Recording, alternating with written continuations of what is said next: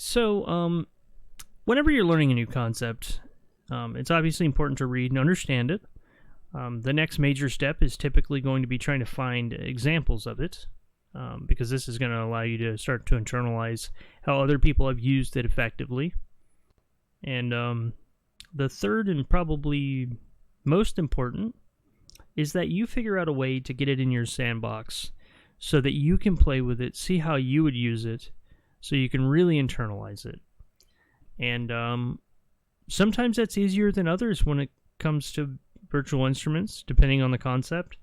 But one particular concept that was mentioned happens to be very easy to play with virtual instruments, and that was when it comes to orchestration and voicing, the intentional doubling of a particular interval within the triad for a different effect.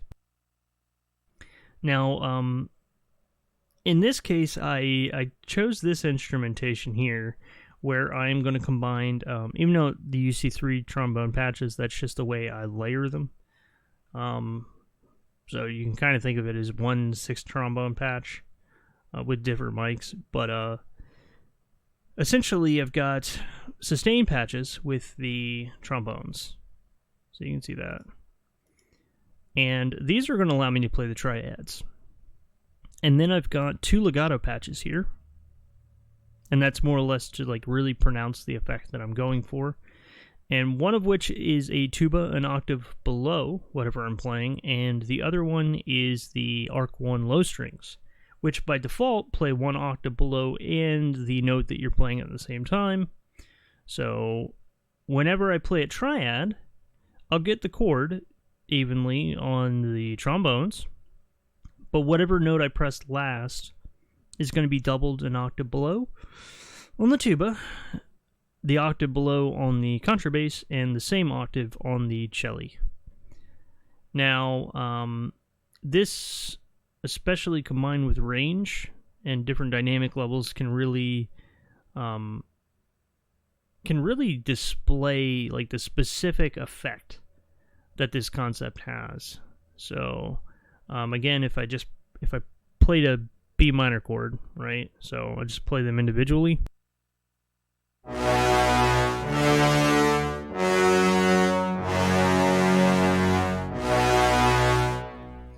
If I play B, D, and then F sharp, if I press that F sharp last, I'm going to get it doubled an octave down twice, and then also doubled right on the interval. So I'll just go ahead and play that for you real quick.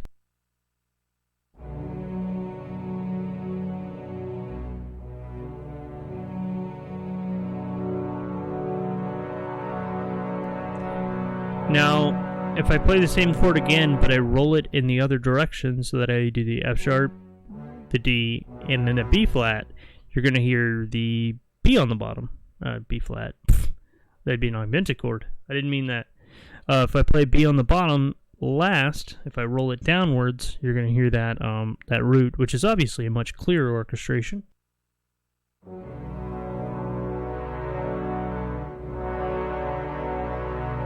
Reverse it, so I got the 5th on top.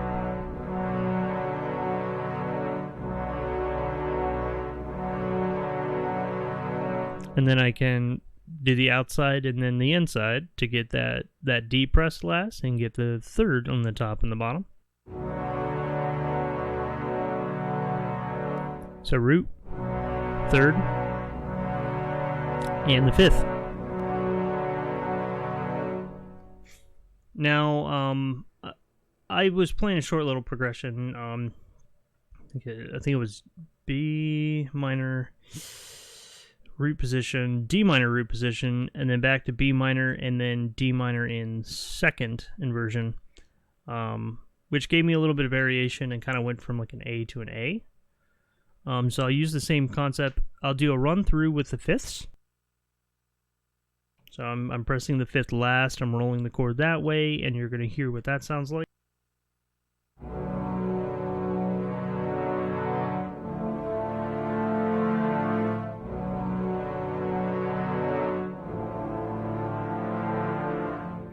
Now the nice thing is even though I'm doubling the 5th on top on the first 2 goes of it, on the last chord, I'm doubling the fifth on that low A. So it's not just doubling higher. In this case, it's doubling lower. So you can kind of isolate for that variable as well by moving around with these different inversions. So, and now I'm going to do the same thing, but I'm going to do it with the thirds.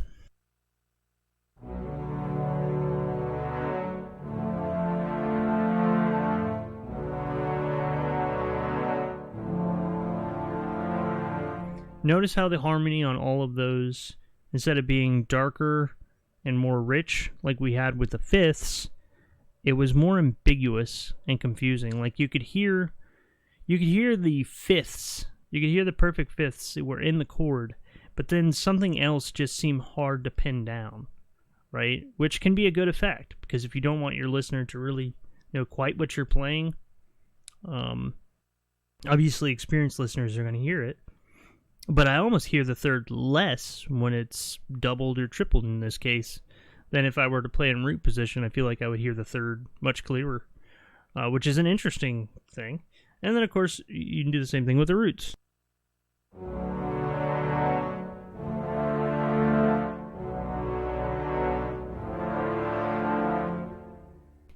And if you don't want to move the chord around, you can actually take any inversion and you can play the chord, lift up a finger, and put it back down immediately, and you're going to move the bass line and the doubling, and then you can hear what it sounds like. So I'll do a little higher this time, straight G. So I'll play G minor in root position.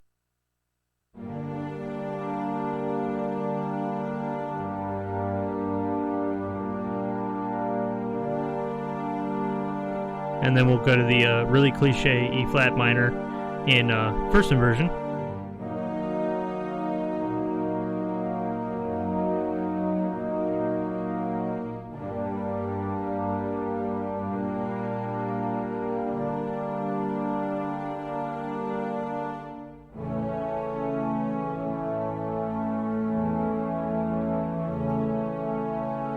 So in this case, you can play with the different inversions. This is a second inversion, but doubling the third.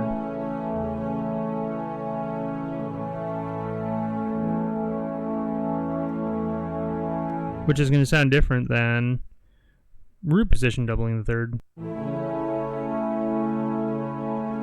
Listen to the difference in that. And again. And that's doubling the third way below.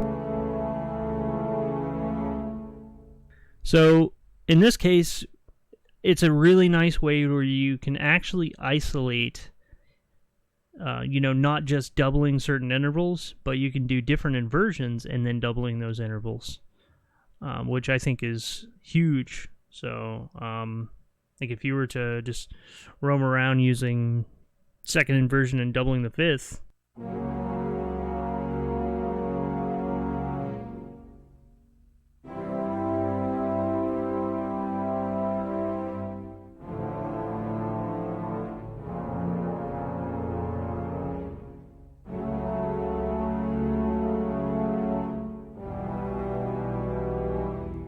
it's a very specific sound, just like when we had that going through the inversions with the third being doubled with the same A major chord, but with third on top when it was in second inversion doubled, third on the bottom when it was in first inversion, and the bottom was doubled.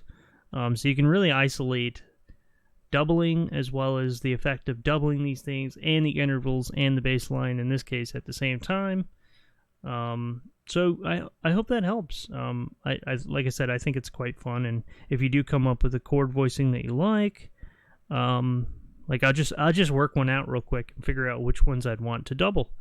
One of my fave progressions is it sounds kind of vintage, and it's just a major chord, so I'll do C major, so it's most obvious. And then I like to go to, it's actually a half diminished seventh chord, but I keep the C on the bottom. So essentially you could think of it in a way, just to play easier if you're looking at it from a piano perspective, as a C minor. So going from C major to a C minor with the 11th, a major 11th on top with that A. So I go from C to this A half diminished seventh, and then I go to G in second inversion.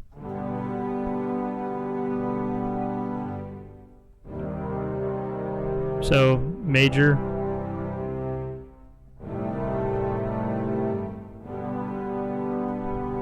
now if I like those chords, I can actually sit there, each one, figure out where I want the doubling to be. It might be because of the bass line as well, so I might go, maybe I want that G doubled and on top, because that's where I'm eventually going to be going, and figure I contrast, and instead of doing the A, which is a root, on the second chord, I can try that E flat, C on the bottom, G.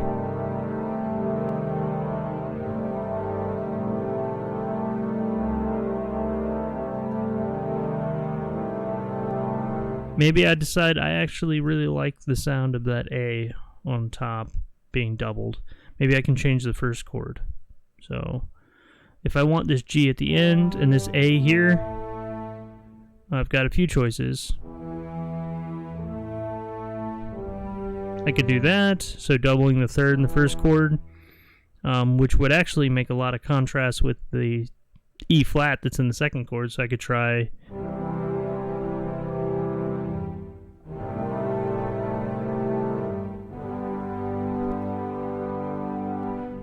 so there you go. I like that because you got this E up to a fourth A, and then it resolves down to that G, which is, you know, obviously a less conventional cadence. However, what ends up happening altogether, I like the sound of. I like the sonority. And I mean, that's just a quick example. Like, I could do that all day.